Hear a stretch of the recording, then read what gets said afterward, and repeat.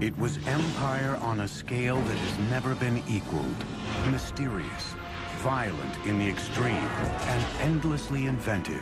Only one empire has survived for 4,000 years: China. All-powerful emperors mobilized immense peasant armies for feats of engineering unparalleled in human history. A gilded tomb with rivers of flowing mercury. It's hard to believe that something like that could be purely the product of human labor. The world's longest canal.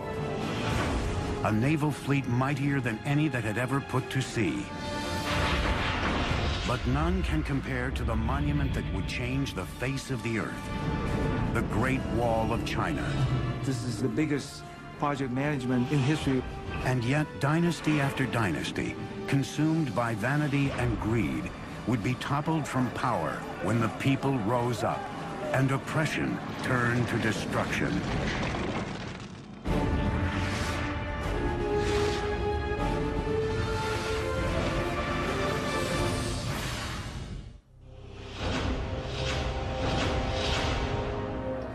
At the dawn of civilization, the Chinese were there, and they are still here. Hello, I'm Peter Weller. When the Egyptians were building their pyramids, the Chinese already had sumptuous palaces for their kings. When Rome was planning its soaring aqueduct that would bathe its citizens and quench their thirst, the Chinese were redirecting an entire river by blowing up a mountain before gunpowder and building a dam that would irrigate thousands and thousands of acres of land and launch a population explosion the world had never seen.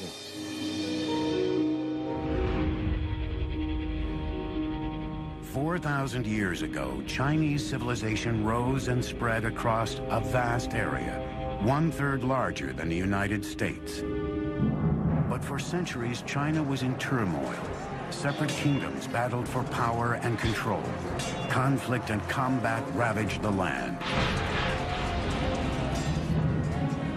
China was, as we think of it today, more or less, was made up of a number of states, all of which were fighting with one another for supremacy.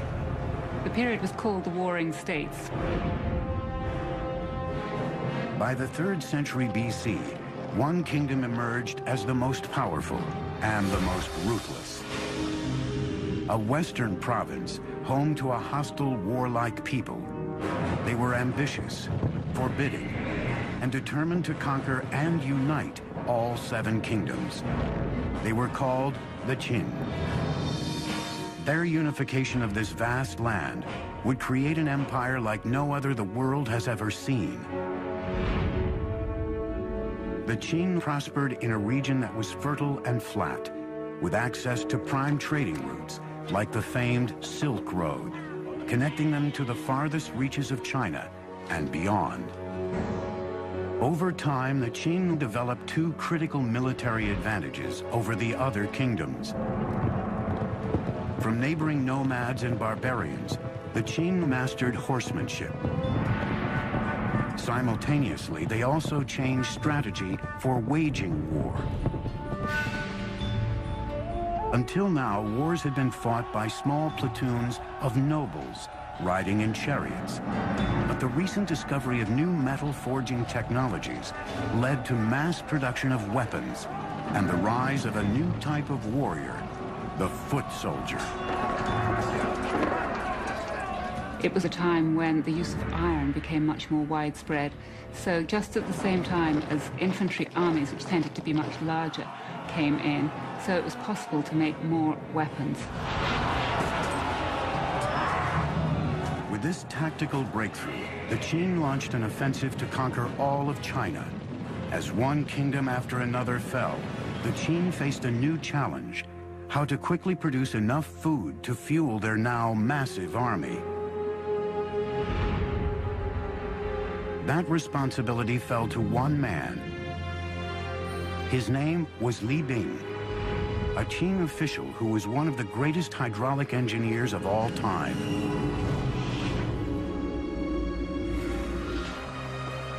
Under his guidance, Chinese builders would construct a masterpiece of engineering. For centuries, the Min River had tormented the Chinese people, causing winter droughts and summer floods. Now Li Bing was determined to harness its raging waters. The centerpiece of his plan was a levee that would create a whole new waterway, a channel to control flooding, as well as to provide a water supply for desperately needed food production. But Li Bing had an enormous problem. Mount Jiang, standing directly in the path of his irrigation channel. He couldn't move the mountain, so he decided to carve a path for his new waterway straight through it. Long before the invention of gunpowder, it would have taken decades to cut a path through the mountain by manual labor using only hammers and drills. The Qin military demanded more immediate results, forcing Li Bing to devise a bold new technology. He'd let the forces of nature do the heavy lifting for him. First, heating the rocks through controlled fires, then dousing them with cold water. This caused the boulders to crack into small pieces that could be carted away. 8 years after he started, Li Bing had blasted an irrigation channel straight through the mountain. Now he had to construct the enormous levee that would divert the waters of the Min into the new irrigation channel. Thousands of workers were brought to the site, working with nothing but muscle and chisels, carving out the earth. Remarkably, Li Bing designed a levee that could regulate the raging waters of the Min according to the season. In summer, more water could be driven to the irrigation channel to prevent flooding along the river. In winter, the proportions were reversed, directing more water into the river to avoid drought. By irrigating a vast stretch of Qin territory, Li Bing's levee triggered a massive population boom, and the military had a new base to launch attacks into enemy territory.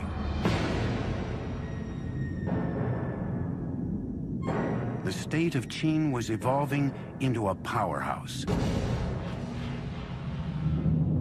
And he used the wealth created by agriculture and the power created by the military to unite all of China. In 247 BC, that job was left to the Qin's new emperor, a 13-year-old named Ying Zhang. The young ruler assumed the throne with his mother acting as queen dowager. But Ying Zhang came to power in a palace teeming with enemies, already plotting his demise. Knives were being sharpened. At the top of the list of those who wanted him dead was his own mother. She now had a lover and 2 new sons she wanted on the throne. At the age of 22, Ying Zhang discovered her plot to have him killed.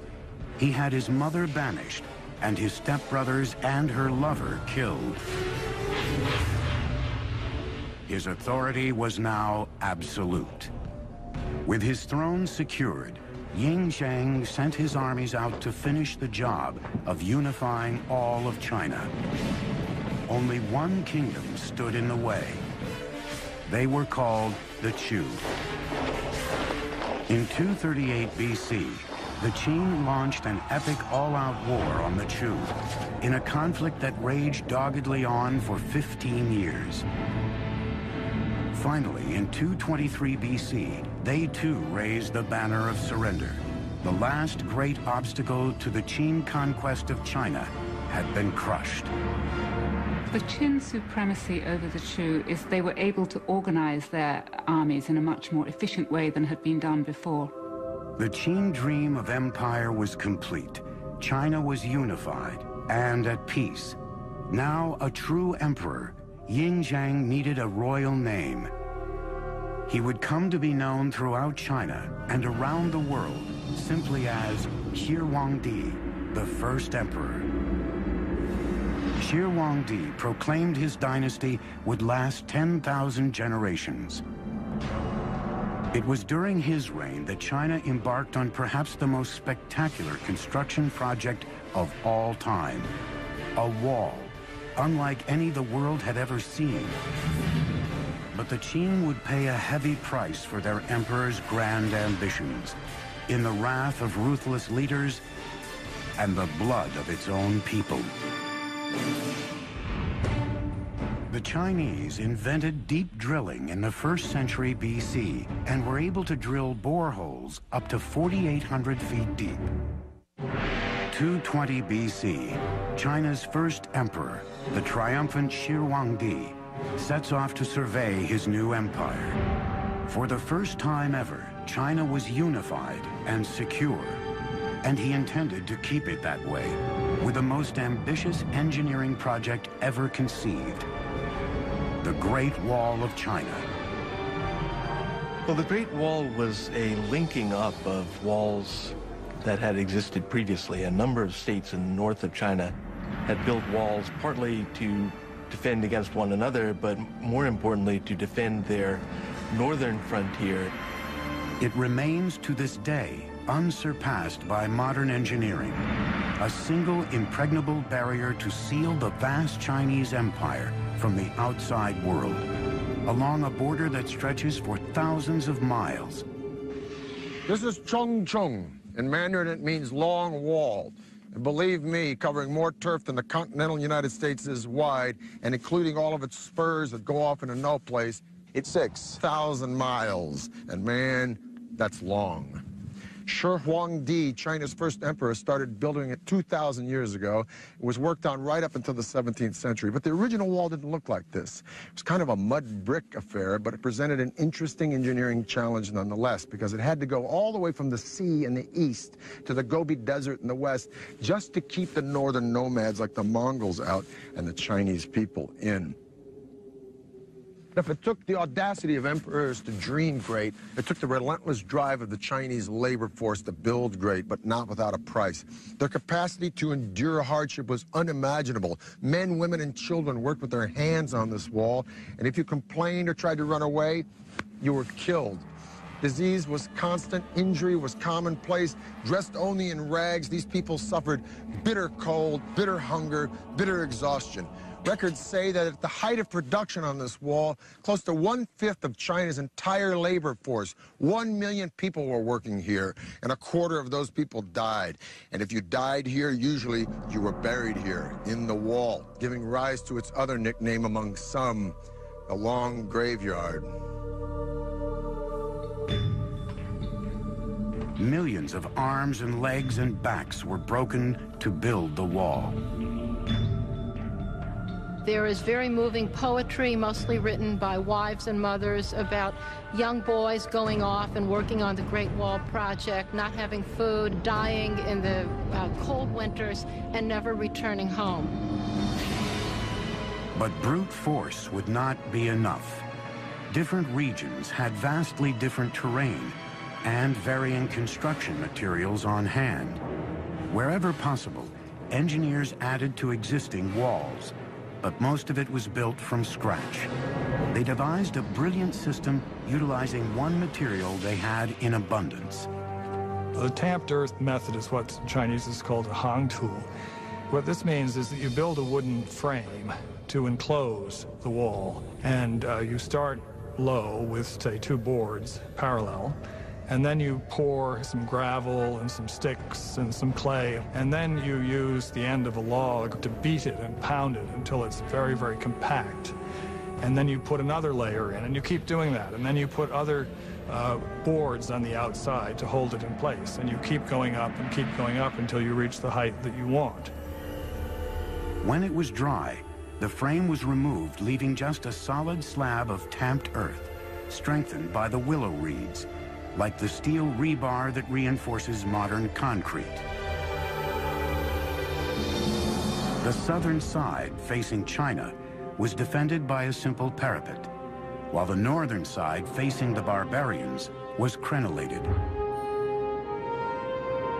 There was a guard tower every 700 to 1,000 yards. A paved road ran along the top of the wall for troops and even wagons, making it an efficient communications route, especially for the soldiers stationed at each tower. But as a work of military engineering, the wall was only partially successful. Wall exists to be defended. But in the long run, the wall was not very defensible. Nomads could break through it or go around it, bribe their way through it. But the Great Wall was not only designed to keep barbarians out, it was also a symbolic dividing line, locking the Chinese in. The Great Wall, in a sense, is a cultural marker as much as it is a military fortification. It's the way of the Chinese saying to the nomads, you stay out there and raise horses and sheep, and we'll stay in here and grow grain. By 210 BC, the Great Wall had stretched over 3,000 miles, leaving an indelible mark on China's harsh terrain. But resentment was swelling into a rage against Shi Huangdi. Many in his kingdom felt the colossal barrier was not worth the toll it inflicted on the Chinese people. Once again, his enemies were plotting against him. Shi Huangdi's final years were marked by what I think is reasonable to call paranoia. But as the old joke says, just because you're paranoid doesn't mean people aren't out to get you. At least 3 assassination plots came very close to succeeding. Shi Huangdi struck back by turning China into a virtual prison for its people. He ordered all historical records of his ruthless regime destroyed. Punishment for anyone who didn't comply was forced labor or even death. Some 400 people were buried alive as a lesson to those who spoke out against the regime. When the emperor's eldest son objected, even he was banished. Shi Huangdi's brilliant vision had transformed China into a great empire, but he paid the price with a descent into madness. He would now turn his obsessions and his army of forced labor to another stunning feat of construction begun years earlier. A monument to his own fear and death. In the 1040s, movable type printing was invented in China, a huge development in the history of printing. By 220 BC, Qin Emperor Shi Huangdi has united China for the first time. On the northern border, millions are toiling and dying, laying the foundation for China's signature engineering triumph. The 3,000-mile-long Great Wall. But the first emperor wasn't done.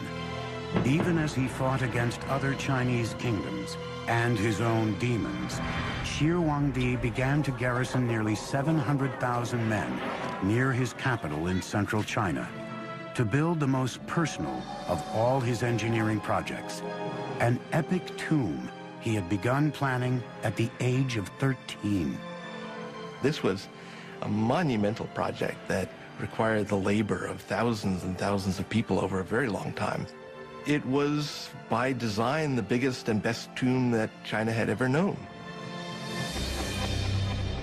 In 1974, farmers digging a well came face to face with an ancient Chinese warrior. The mysterious terracotta skull would prove the gateway to one of the greatest archaeological discoveries of all time.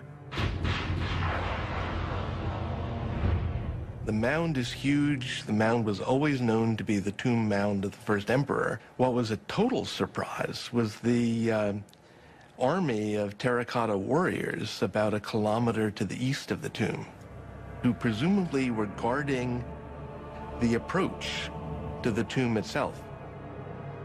Season after season of excavation since the 1970s has yielded more than 5 large pits.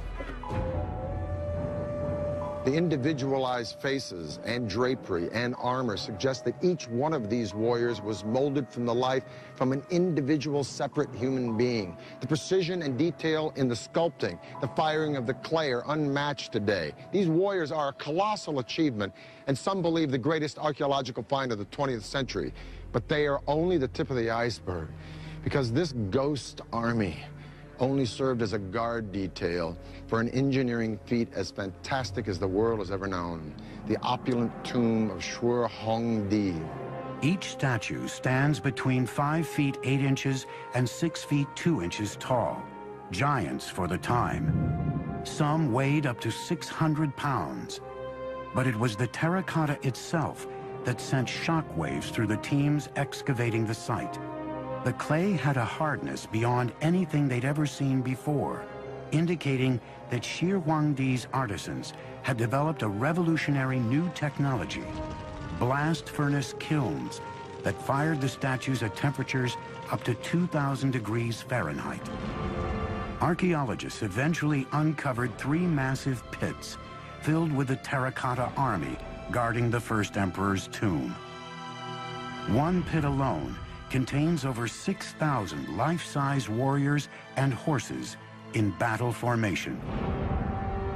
In a second pit, 1,300 of Shir-Huangdi's elite military forces, including archers, chariots, and cavalry, were discovered. While the third pit, with 68 figures and 1 chariot, was the command center of the entire army, headquarters for the defense of Shir-Huangdi's empire, even in death. The military armor is fairly specific. We can tell that the armor used was lacquered leather. We can see that people had cleats on the bottom of their boots to help them run in the mud. We can see the kinds of caps people wore and associate them with rank. 30-foot walls divided the massive complex, which stretches out for 7,000 yards, into 3 parts: the outer city and inner city, and then the mausoleum itself. During construction of the tomb, an army of workers excavated a gigantic terraced pit measuring about 1,600 feet by 1,700 feet, equal to 580 basketball courts. When the sprawling tomb complex was complete, it was topped with a terraced mountain of earth, nearly 400 feet tall.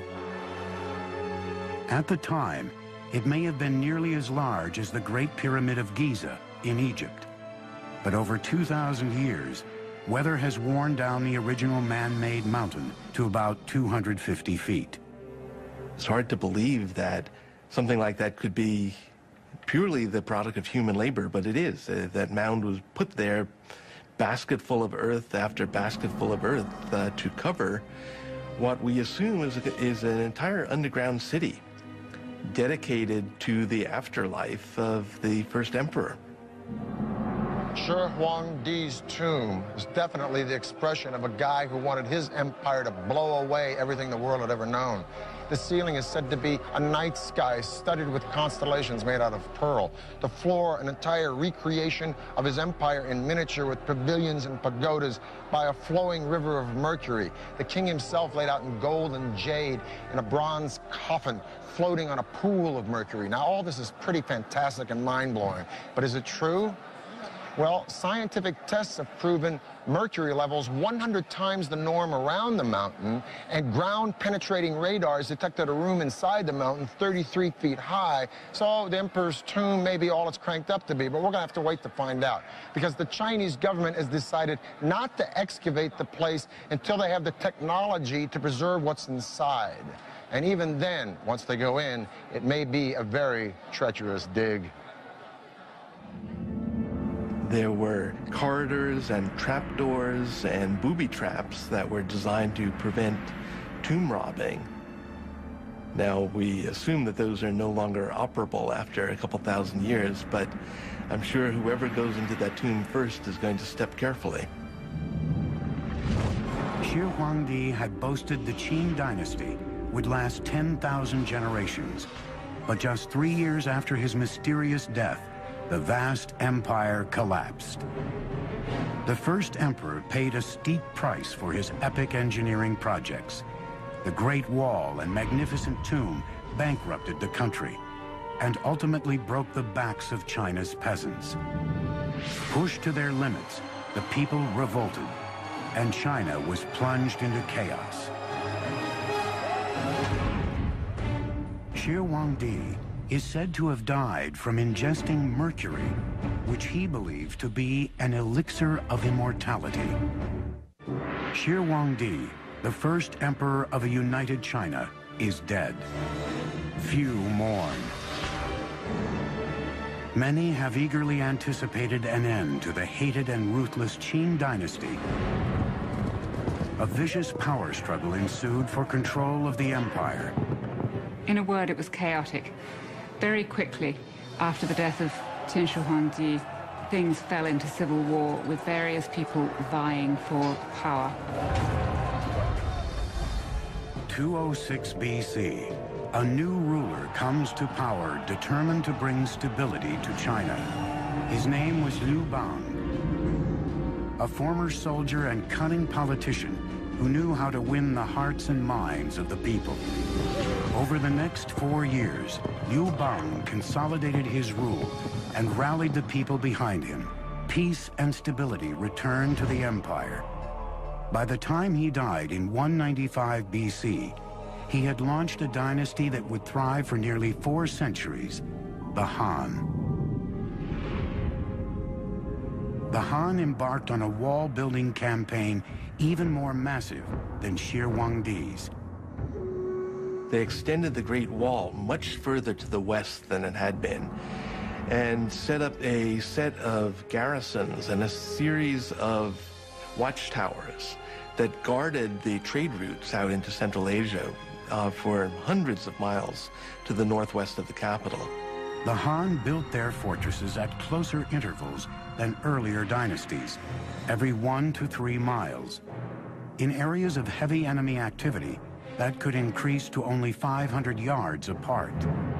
Han soldiers had 3 critical missions along the wall: defend against invasion, gather military intelligence on enemy activity, and keep the vital beacon towers maintained and supplied with beacon fire fuels. Han Dynasty signal towers incorporated several sorts of alarms. Flags and smoke were only used in the daytime. Torches were only used at night. Bigger bonfires and drums were used at any time.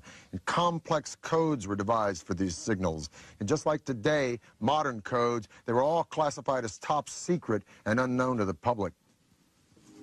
From around 200 BC to 200 AD, just about the time that Rome was dissolving as a republic, only to be reborn as an empire that would gobble up and transform the Western world, China was an empire that was consuming and transforming the East. During the Han Dynasty, the population of China grew to 50 million people. The empire went as far south as Vietnam, as far west as Afghanistan. It was massive. But after 400 years, just like Rome, internal disintegration started to overshadow military success, and in 184 AD, a peasant rebellion brought the Han Dynasty to a screeching halt. And once again, China was on the verge of chaos. For 3 centuries, warfare, treachery, and death were the rule in China. And once again, it took a ruthless hand to put an end to the time of turmoil. In the 6th century, a northern people, the Sui, declared war on the chaos, conquering one part of the empire after another, until China was united again, for the first time since the Han Dynasty fell 3 centuries earlier. The Emperor Yangdi would build the Sui Empire on the foundation of nearly 1,000 years of dynasties that came before. Unlike previous emperors who had concentrated on fortifying China against the outside world, Yangdi would channel his energies inward and strengthen his empire within its borders. China is vast, and its waterways provided the most efficient means of transportation over such great distances. 2 major rivers traverse the country east to west, the Yangtze in the south and the Yellow River in the north, but they are 1,000 miles apart. China was a house divided. Yangdi decided to do something about that. He aimed to link northern and southern China by a gigantic central artery, a grand canal, a kind of hydraulic highway for merchants, soldiers, and citizens. very common to China in terms of constructing any large infrastructure project. You know, they would look at existing waterways and try to find area where they could connect and link the entire canal. They want to take advantage of the natural geography. This gigantic construction project would take more than 1 million man-days of work, most of it digging. Living and working conditions were horrendous, harsh and primitive. Tens of thousands died of starvation, fatigue, and illness. Many were simply beaten to death by overseers.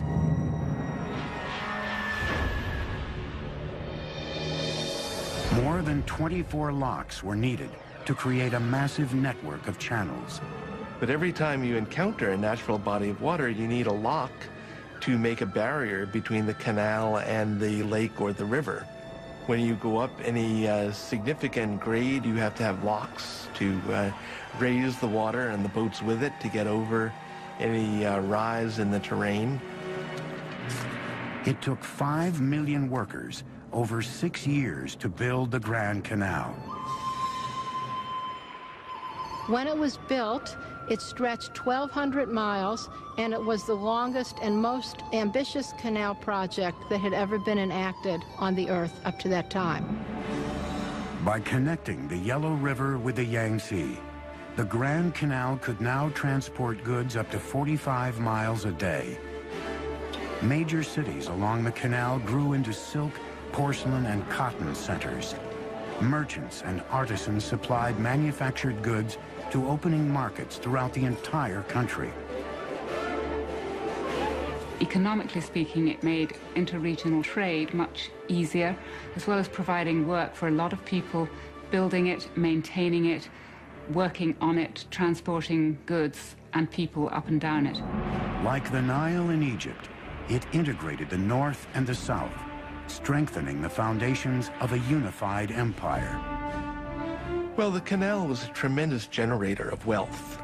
There was opportunity for poets to travel, for painters to wander and begin painting landscapes. So it really was an engine of cultural development, not just along its own route, but with influence far beyond its own confines. With his engineering feat completed, Emperor Yangdi decided it was time for a victory tour down the Grand Canal. It was a garish spectacle, with an entourage of thousands, traveling in opulence that bordered on the obscene. Well, the emperor had beautifully appointed luxurious imperial barges that could take him down the Grand Canal. So he would spend as much as half of every year enjoying himself in the sunny south. The emperor redefined luxury, demanding exquisite foods and exorbitant tribute from every county and town along the canal. When large amounts of leftover delicacies were dumped overboard, the destitute who built the canal watched from the shore in despair. But once again, a Chinese emperor underestimated the power of the people. His voyages of conspicuous consumption fueled a mounting sense of rage against his decadent regime. In 618 AD, the people rebelled in a series of peasant uprisings throughout the country. Once again, chaos consumed China and soon reached the palace itself. Emperor Yangdi was killed by his own generals, and the Sui dynasty came to an abrupt end. But with the empire united again, the stage was now set for China's golden age. And for the first time, China's engineers would extend the empire's reach around the globe. From the 4th century BC on, the Chinese used blast furnaces to cast iron, nearly 1,800 years before its widespread use in Europe. 6 centuries ago, an astonishing armada of Chinese ships crossed the China Sea before venturing west to Ceylon, Arabia, and East Africa. It was a fleet unlike any that had ever put to sea. Giant 9-masted junks escorted by dozens of supply ships, patrol boats, and transports for cavalry horses. Crew totaled more than 27,000 sailors and soldiers. This was the famed armada of the powerful Ming Dynasty, a herald to the world that after a century of Mongol domination, China was returned to its rightful rulers. At its helm was an unlikely admiral, a commoner from the outlying Yunnan province, who rose to become one of the most powerful figures of the Ming Dynasty. His name was Zheng He. Zheng He was 11 when his hometown was conquered by the Ming. He was plucked from his family, brought to court as a gift for the emperor's son, and castrated. Eunuchs appear often in Chinese history, and the reason that they gained power was because they had much greater access to the emperor and to imperial women because they didn't pose a threat. Zheng He soon rose through the ranks to become the chief lieutenant to the emperor himself. Together, they sketched out a bold plan for conquest of the seas. Zheng He was named to lead an extraordinary fleet of ships. It was an engineering challenge unlike anything a Chinese dynasty had ever attempted. He was somebody who definitely wanted to create a personal stamp on the world. He ordered 337 ocean-going ships. An additional 188 flat-bottom transports were converted for ocean travel. Just to get the building materials together, get the craftsmen, get the designers and all the rest, and then, say, put together a fleet of 300 ships is remarkable. I mean, the British fleet in the time of Napoleon, it had really an upper limit of about 100 ships of the line, men of war. An army of 30,000 carpenters, sailmakers, and sailwrights worked and lived at the shipyards, working day and night on Zheng He's magnificent fleet. At the center of the enormous shipyard, 7 1,500-foot dry docks were separated from the Yangtze River by 25-foot-high dams. Once the ships were complete, the dams were opened, flooding the dry docks.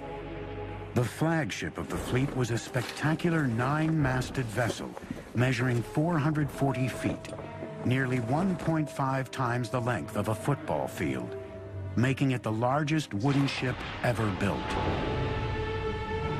Designed for stability, it had a flat bottom filled with heavy ballasts of stones and an innovative exterior rudder post that could be raised to reduce the ship's draft in shallow waters. Watertight bulwark compartments, inspired by the partition shape of bamboo stalks, stored drinking water and supplies, and kept the ship afloat if the hull was breached. The second deck had living quarters for the crew. The kitchen, mess hall, and operations were on the third, while the fourth deck was used as a high fighting platform. Fully rigged, the flagships had 9 staggered masts and 12 square sails of red silk soaring skyward. Other ships were armed with as many as 24 bronze cannons, capable of firing up to 900 feet. Their bows and sterns had reinforced high profiles for ramming smaller boats. Some ships carried horses or transported troops. Others were freshwater tankers, packed with provisions for up to 28,000 men. We're talking about a really, really big fleet. It had as many soldiers and sailors on it as the Spanish Armada of 1588. It had about twice as many ships. In 1405, the eunuch commander Zheng He set sail for the world. Zheng He was not an explorer. What Zheng He was doing was what we would call in modern terminology power projection. During his 28-year naval career, Admiral Zheng He visited 37 countries, traveled around the tip of Africa into the Atlantic Ocean, and commanded a single fleet whose numbers surpassed the fleets of all Europe combined. Zheng He's voyages established China as a superpower on the world's oceans. But in 1433, China's age of exploration came to a crashing halt. Zheng He suddenly died during a stopover in India, and the fleet was recalled to China. A new emperor was on the throne. In one stunning command, he would change the course of Chinese history. Despite China's total domination as a naval power, Zheng He's magnificent fleet was to be burned to the ground. It would be one of the great turning points in Chinese history. China was poised to seize control of the seas and colonize the world years before the Portuguese, Spanish, Dutch, and British. Under the new emperor, all ocean-going vessels were destroyed. Even records of Zheng He's expeditions were torched. China's age of exploration was over. The open door slammed shut. The ships were gone, and the promise of international power and conquest was dead. The reason for the emperor's decision remains a mystery to this day. 1449, 16 years after the empire turned inward again, China's age-old enemy returned. Mongol forces mounted a massive attack. Like great dynasties before them, the Ming returned to the wall for protection. The result would be the most monumental feat of the entire Chinese empire. A complex re-engineering of the Great Wall into the colossal structure we know today. Earlier walls had been primarily made of stamped earth. The Ming walls were faced with brick and stone. They were much more solid, and those are the ones that we can still see parts of today. A crude mortar of sticky rice and burnt lime created a seal between bricks that rivaled modern cement in strength. Construction of military fortifications on the Great Wall reached its peak under the Ming. Double walls were added in military zones, along with strongholds, passes, and other reinforcements. Watchtowers of various shapes and sizes served as shelters or simply as signal stations along the wall. Shelter towers were built large enough to store food and arms and serve as the living quarters for soldiers. A staircase from the interior led up to the top of the tower, with small holes on each side of the wall for lookouts. The overall defenses were enhanced with a variety of features, including artillery. The Chinese have a clear superiority over the Mongols in gunpowder weapons. And as long as the Ming Dynasty could maintain a cohesive enough army along the Great Wall, they were capable of resisting individual Mongol attacks. By the end of the Ming Dynasty, over 6,000 miles of wall, including its many loops and digressions, sprawled across northern China. For a century and a half, the wall stood firm, but by 1600, the dynasty behind it was crumbling, and a foreign tribe known as the Manchu were gathering strength on China's northern border. On May 26, 1644, Beijing finally fell to Manchu forces. It would take the Chinese more than 250 years to overthrow the invaders from the north. But when they did, a new Chinese kingdom emerged, like none before it, Communist China. Nothing symbolizes the enduring power and imagination of the Chinese more than this Great Wall. Of all of the civilizations that have reached the glorious heights of empire, only one has avoided the inevitable oblivion that follows. Emperors come and go, but for thousands and thousands of years, from the dedication and vision and resilience and brilliance of these remarkable people, they have pushed their civilization to triumph again and again and again, where others have simply morphed or dissolved or just faded away. At the dawn of humanity, the Chinese were here, and they are still here, and they ain't finished yet.